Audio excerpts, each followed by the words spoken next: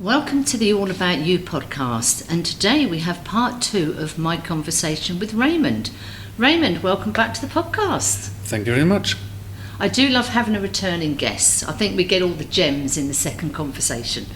So today we're going to be talking about your writing of children's books and your translation and editing work.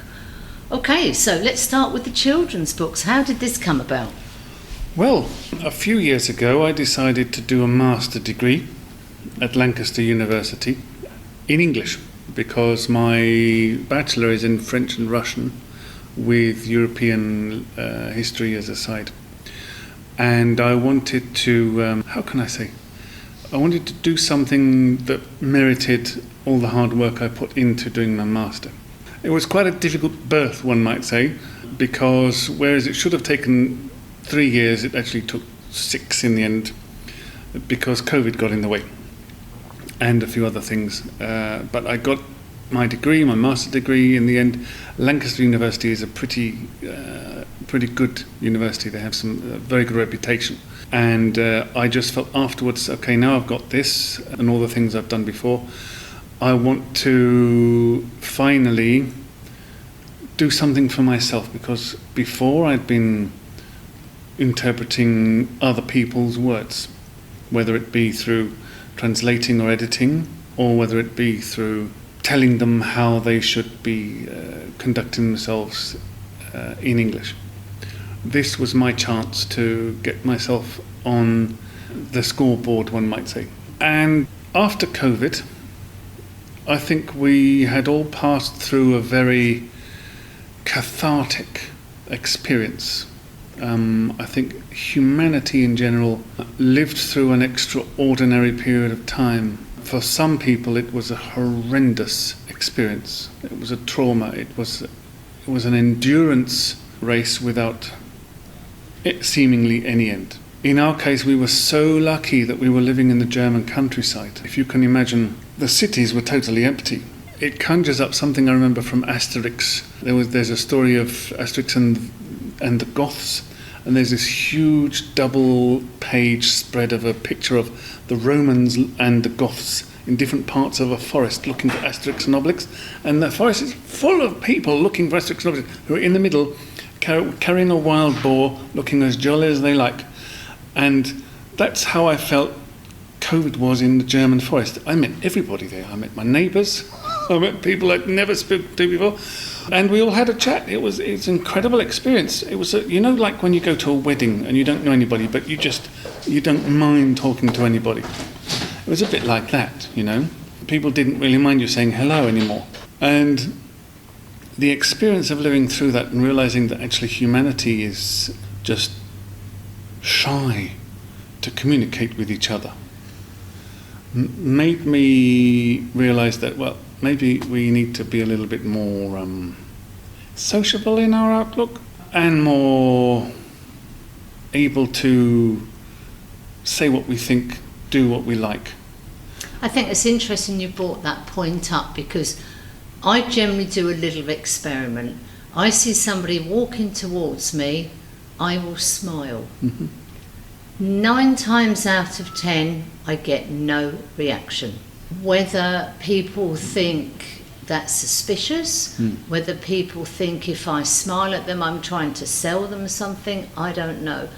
People will sort of look at you and you get this sort of look of shock across their face. People are very wary of you looking at someone and smiling. You get on the bus, you're at the front, everyone's facing you. It's like you're on the stage, you smile, and very few people can return a smile. But when they do, that's fabulous.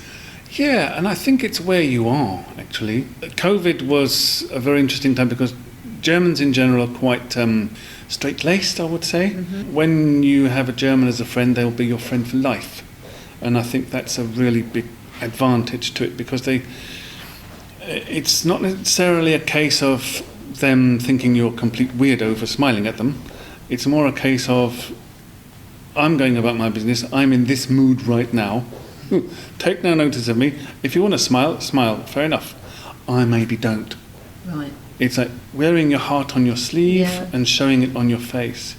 So I don't necessarily get so offended by people doing that, because there are times when I walk along the street and people smile at me and say hello. And it's not until they've gone past I think, oh, I should have said hello back.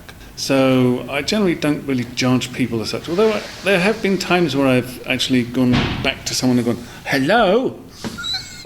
And I've realised afterwards, I was a bit aggressive.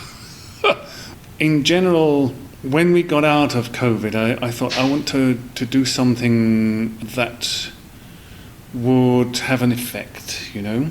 I'd been working at the EU, as we said in the last episode, for a long time.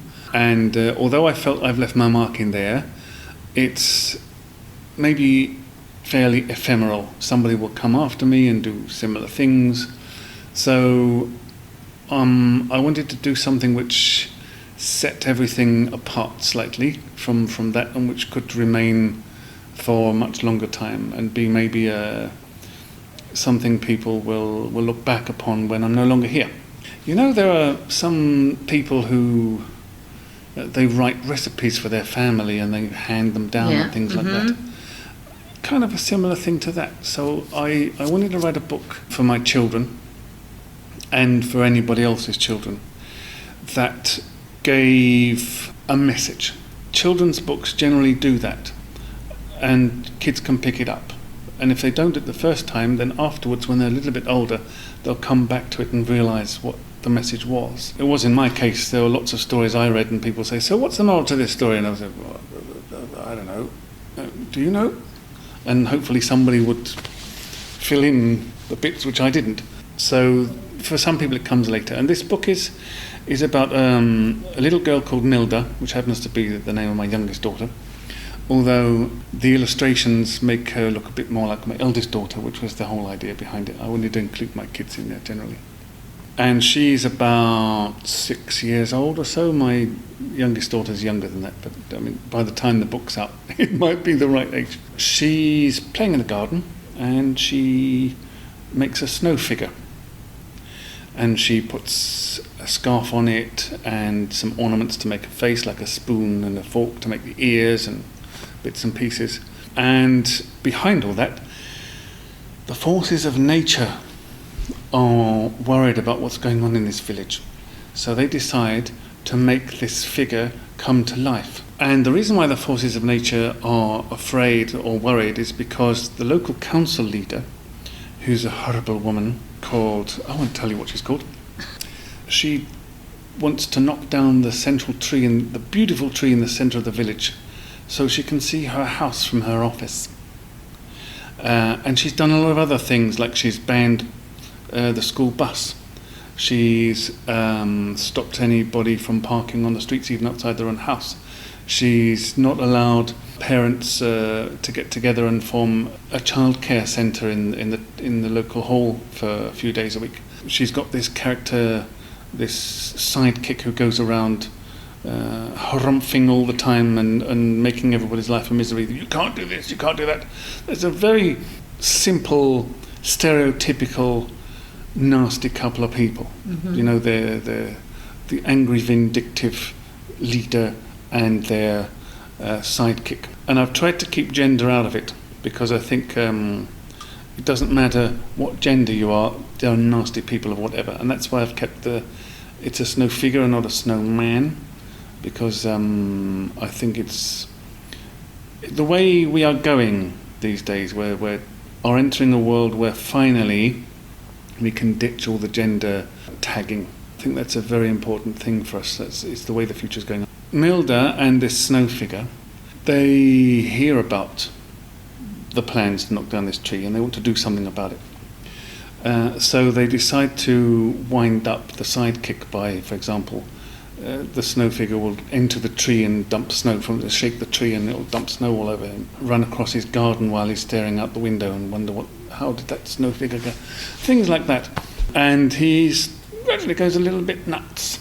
And his boss notices this, and especially when this snow figure appears at the window of the council leader's office, the sidekick is actually looking out the window and sees this thing outside and what's going on? This is on the 3rd floor, and drops all the papers all over the floor. What's going on? The parents in all of this are kind of, getting on with their lives, reading the newspapers. and turning to the sport. And it's not until this council leader decides to do something like take away the bus service and put in paid parking in the area where this beautiful tree is, that people decide to do something about it and get rid of this council leader before it's too late. So they organise a big meeting in the school, because the school is principal to all of this, and that will become evident in the book. The meeting, as the meeting progresses, they're all talking about how they can get rid of the council leader and what type of things they need to do, and all of a sudden, this woman, this old lady, looking like an old lady with a suitcase, comes trundling in, comes to the front. She's been part of the book before, so it's not like suddenly she's entered the story. She opens a suitcase, and inside are all the papers which incriminate her boss, who's the council leader. Interesting. And then in the final scene, we see how they get their comeuppance. I won't say any more because I don't want to provide any spoilers already. Exactly. So the book is published in a physical copy? It'll be in a physical copy, and it'll be in an ebook format too. At the moment, I would guess that we're looking at 2025 mid or so, although it's a winter book, so I would hope that the publisher would have their head screwed on and say, let's wait until November or so. We will see. So you've written the story, and what about all the design? Who's done the design for you? That's a good question. I have a friend of mine, his name is Corin Sands. He's quite an important artist. He and his brothers, after the fire in St George's Chapel at Windsor Castle, back in '94, he and his brothers restored the chapel, all of the art. Oh my God! Yeah. And he told me the story that the Queen came in and asked them if they wanted a cup of tea. Can you imagine that? That doesn't happen every day of the week, does it? That's amazing. I think we can all look back on the pictures on the TV. You know, the Queen doesn't show that much emotion, but that day we all felt, she's feeling emotion incredibly raw. Yeah. Well, the 90s for the Queen were... Annus Horribilis, I seem to remember, wasn't it? Annus Horribilis. Is that her? Oh, Annus Horribilis. I'm not very good at Latin. But yeah, because I think it was... Who separated, was it? That was when... trying to think, which wedding? I think both of the siblings had big troubles that year. Charles and Di Charles and Diana and the one we can't talk about. Andrew and him, and Fergie. I think it was around about that period they all had their difficulties. Yeah, It was an extraordinary year. And he and his brothers restored lots of the artwork, the gargoyles, and the statues and things back to their former glory. He also appeared on a BBC TV show about restoring Avebury Manor in Wiltshire. Goodness, wow. And we saw a lot of his artwork there, and I actually did the photography for that, for his contribution to that particular place. In his workshop, he wanted somebody to come along and get some good snaps that he could show to the owners, the National Trust. I got a lot of pictures of that. Some of the work was tremendous. Beautiful, deep pinks and greens. I think pink and green is a combination between the deep colours, almost purple, and some of the extraordinary best combinations that you can find. There's a little bit of yellow in there, some orange, and when it was actually put in Avebury Manor back in its restoration, it looked really exotic and exactly as I would have expected it to be. Wow, beautiful. So you approached this person to do the artwork for your book? Oh yeah, it was a funny story because I used to live in a watermill in a small village called Wiltingen, just next to Saarburg, just for a couple of years while we got settled. And we were so lucky with this watermill because it cost the same price as a hovel in Brussels. So, yes, we'll have that. That'll be fine. Imagine I would, in the morning, get up, cycle to the station, drop my bike off, wait there for the train to take me to the next town where I get the bus to Luxembourg. It was really kind of peaceful getting up in the morning. I was so prepared for everything. There were a few people at the station. As I said in the beginning, Germans are fairly straight-laced and a little bit kind of conservative in that. So we'd kind of go to the station and sit there and wait for the train to come in and try not to look at each other. After a while, you start loosening up. You see these people day after day and talking around. And I was speaking to everybody in German, of course, because you don't kind of go to another country and expect to speak another language. One day he started talking to me, and I'm listening to him. And his accent, I thought, he's not German. What's that accent? I recognise it in West Country. Sounds a bit, West Country accent. And so I said, why are we speaking German? And he said, what? Yeah. Where are you from? I said, I'm from South East London. He said, good grief, I'm from Somerset. So yeah, carried on speaking English. He told me all about himself. He's an artist, and he travels everywhere. He goes to Chicago, to New York, Paris. He's done chateaus. He's done skyscrapers. So he comes to you with a good CV then? Yeah, well, he knew exactly what he was on. This was like 10, 15 years ago. And so since then we've done lots of things. He actually built the terrace in my garden. Oh my God, man of many talents. Yeah. I needed someone to give me a hand putting the bricks down because I can't bend down. I have a physical problem. He came along, put the bricks in and everything. I'm being underage. He built that terrace. I just handed him the bricks. I know his family quite well. His wife's a teacher, a French and English teacher at a local school. His kids go to the local school as well, and we've celebrated New Year's together now and again, and we've been on little trips, walks and things. So we've been around, but we're still the kind of typical Northern European families. We go back to our own hovels in the end, and maybe we don't see each other for a couple of months. And, why don't we do something now? And so a couple of years ago, when I'd written my book, I said to him, would you like to do the illustrations? And I said, I'll be perfectly honest, I'm being a little bit selfish here because I'm riding on your back. I think if I'm able to use your own history, your illustrious career, I think there's more chance the book will get accepted. And he said, yeah, okay. And he produced a series of extraordinary pictures to go with the book. I really love them. They're very atmospheric, and some of the characters we based upon people we know. So, for example, the guy who is the psychic, the nasty psychic, he is my father-in-law. And is he likely to read the book?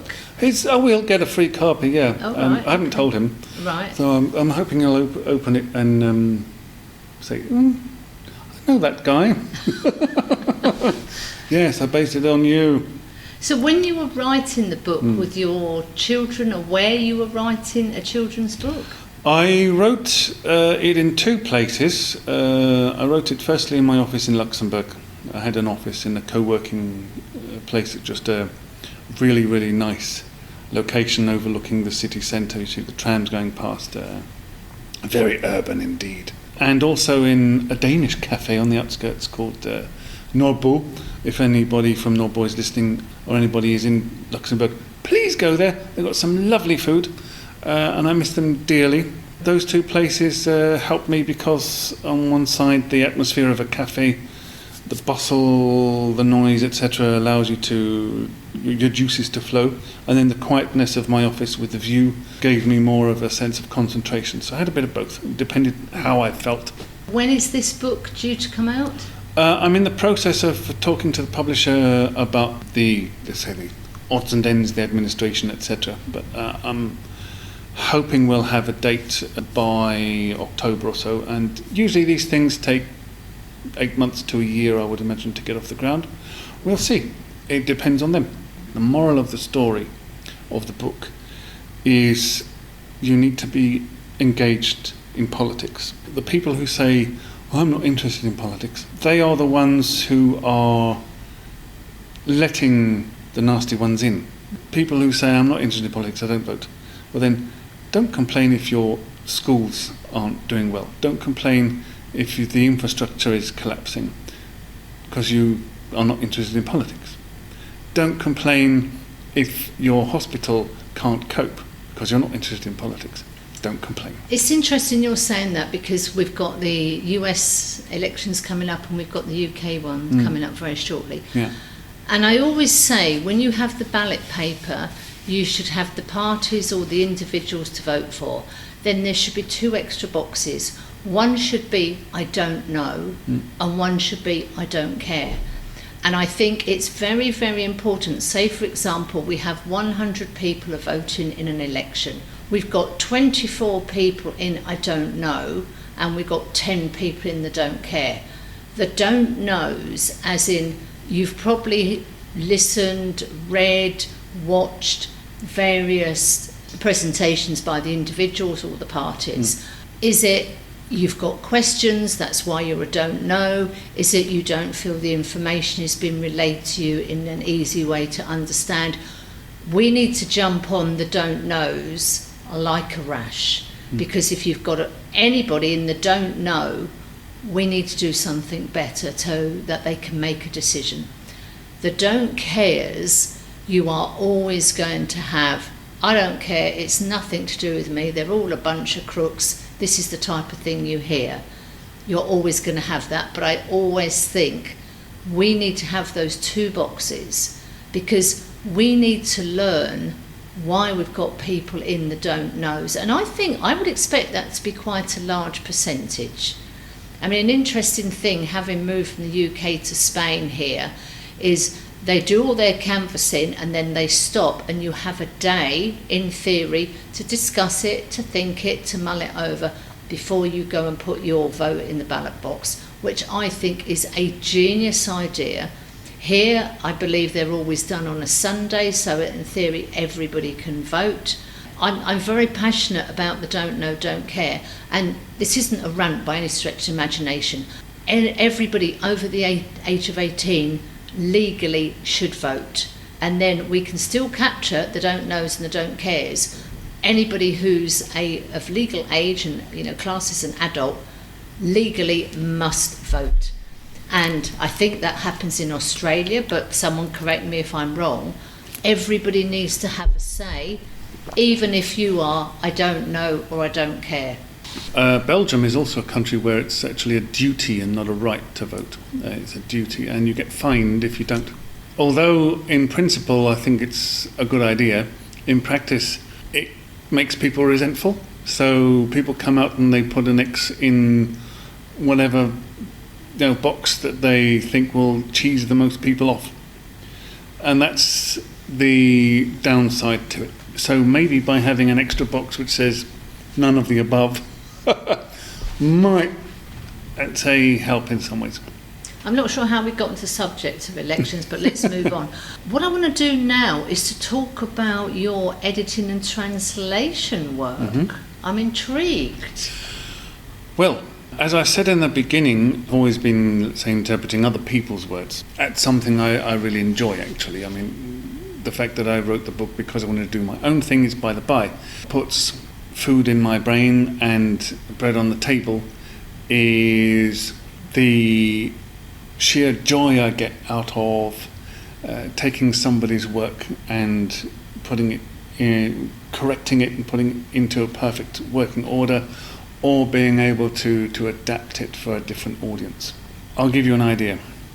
Until recently, been working with a Danish company called Podster, taking some of their podcasts which they have acquired.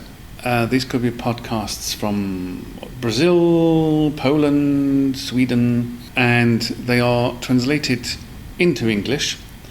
And my job is to adapt them so that they are easily translatable back out into other languages, because this particular organization likes to share the culture.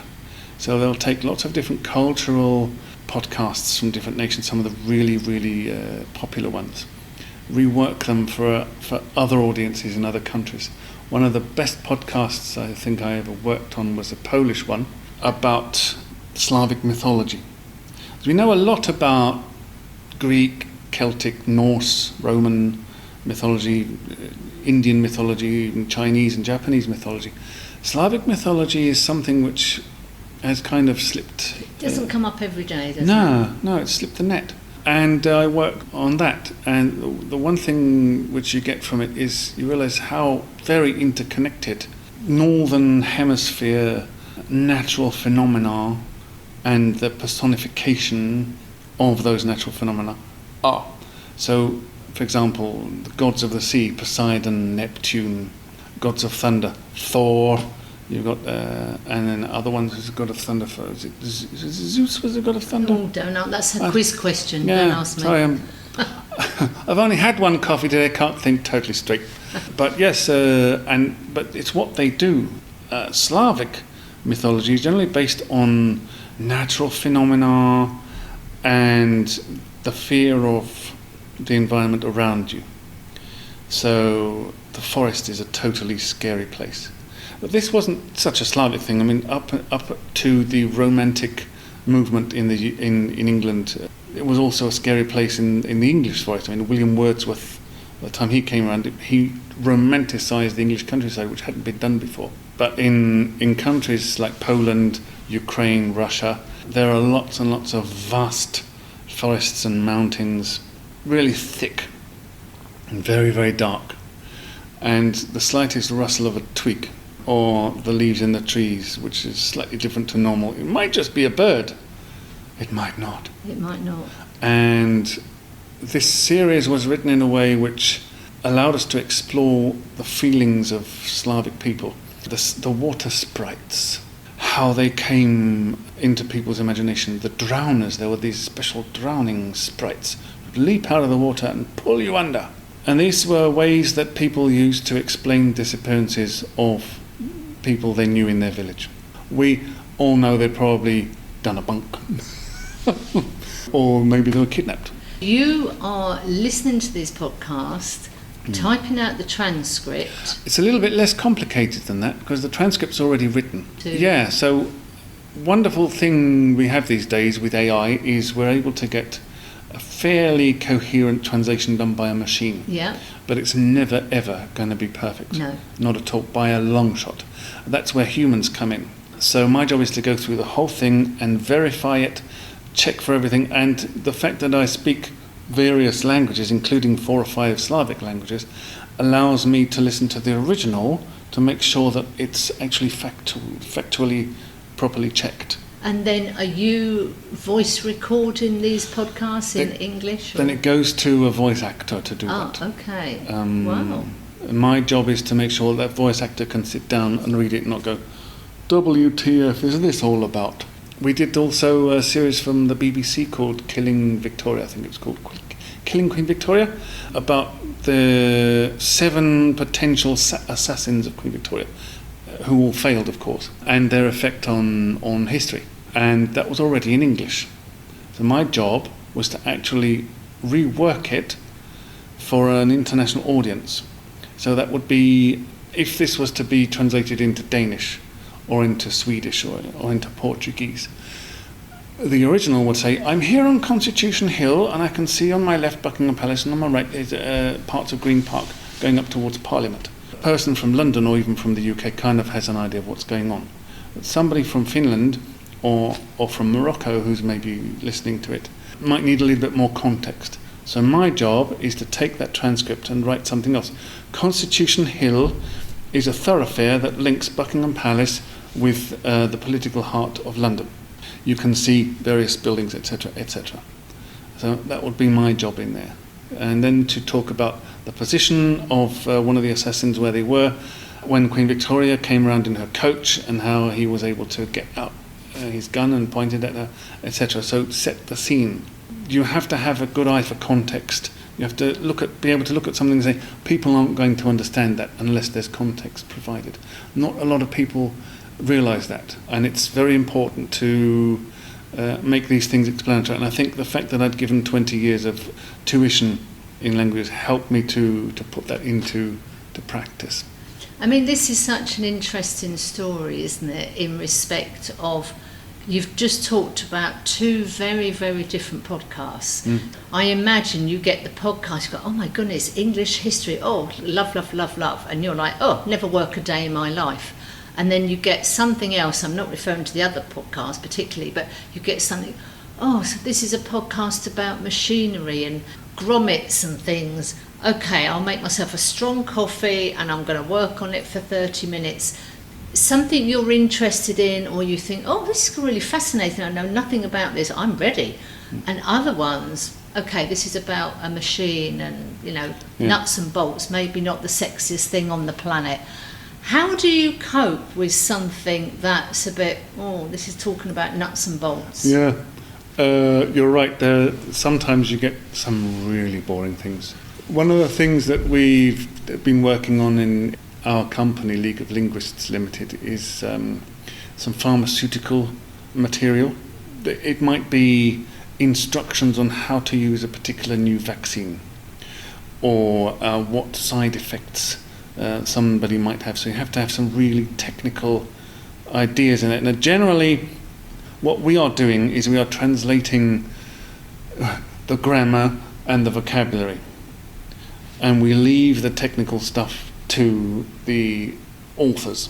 But you have to be very careful, because you get sometimes ethyl benzoline, and if you don't write it correctly, it might be a completely different compound, things like that. We have to be really aware of those things. We have to check them out, and it can be extraordinarily boring drudgery.